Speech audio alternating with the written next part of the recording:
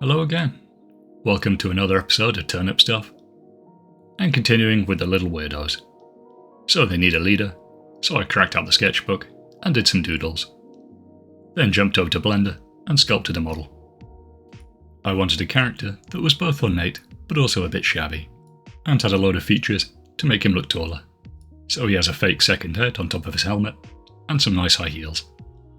I wanted a little retinue with him, so he has a tea carrier, and some little guys carrying his weapons for him. On top of that, there were some tiny weirdos, just to add a bit of base decoration. I opted for a larger base, just so you get a bit more emphasis on the character, and make it stand out compared to the other leader characters. Base sizing in Turnip's a little bit nebulous, so as long as you're not power gaming, it's pretty much fine. So I dry fit the models on the base, and then we have the tiny guys at the end, just to be a little bit of extra flavour. Using superglue to connect the models. There's a few millimeters difference in height between the feet and the cape, so with the mud effect, the cape should be on top of the mud rather than sunken into it. So we have this pompous looking weirdo, and he's surrounded by his cronies and retinue. Moving to the base, and keeping it pretty simple, with some Vallejo earth texture. Using an oil paintbrush to stipple that on. Here we can also see where the cape doesn't quite touch the ground, but will sit on top of the earth effect when it's down.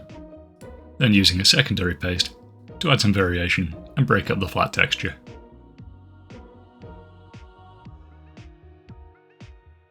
Once those pastes had completely dried, I primed the entire thing using black gesso.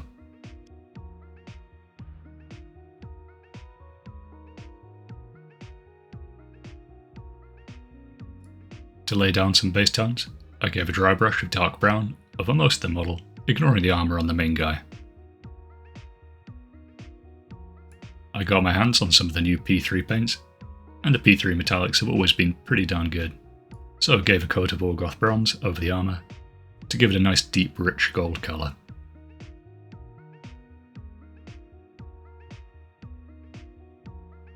Moving back to AK paints, I took a hull red and gave a base coat to the cloak, as well as the shirt for the tea guy.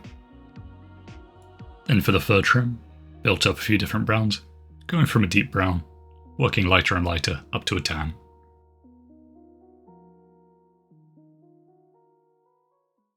Using the mid-brown, I put some highlights on the gambeson.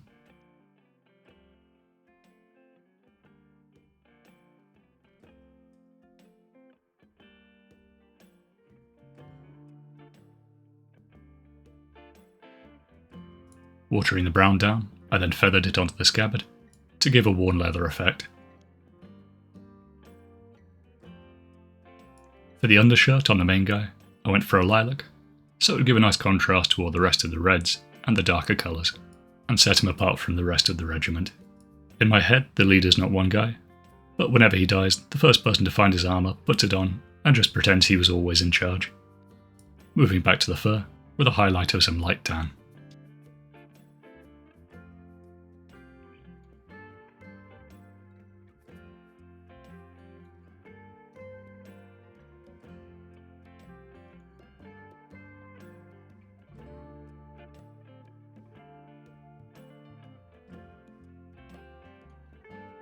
Using the same light tan, I painted the exposed flesh, or more likely gloves in this case.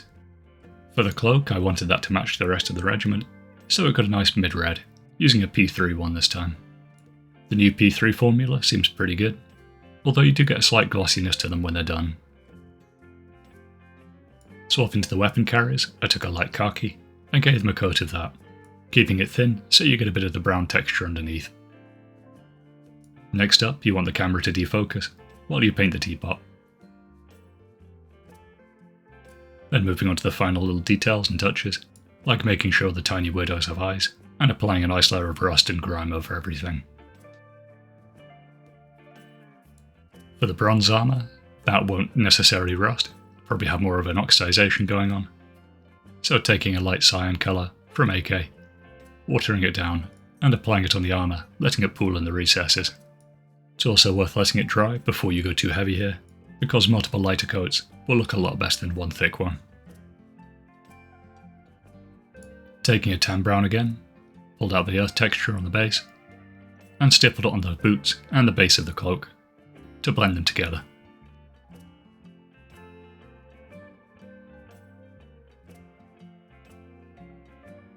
Then using the same process as the oxidization, but with a red-brown and hitting the iron metallics. The rim of the base is very smooth, so before I try and prime and paint that, taking some fine grit sandpaper and scuffing around the edge. Then making sure there's no moisture left on the base, I put some tiny tufts on while I waited for it to dry, applying 3 different colours of tufts. I believe these ones were from Gamer's Grass, but any 2mm tufts are fine.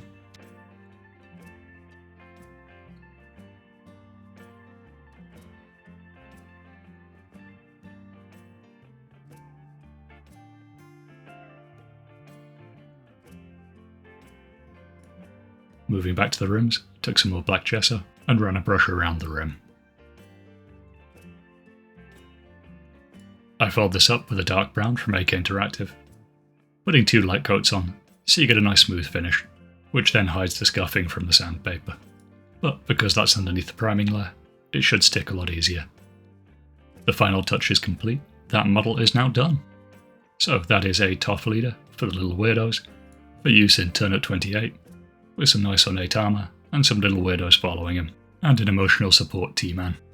But anyway, thanks so much for watching, and I hope to catch you next time.